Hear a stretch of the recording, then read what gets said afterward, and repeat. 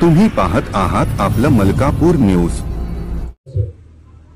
पण तुमच्या स्वागतामुळे आम्हाला हत्याचं बळ भेटलेलं आहे आणि हे हत्याचं बळ माझ्या शेतकरी शेतमजुरासाठी कामी आणल्याशिवाय आम्ही राहणार नाही।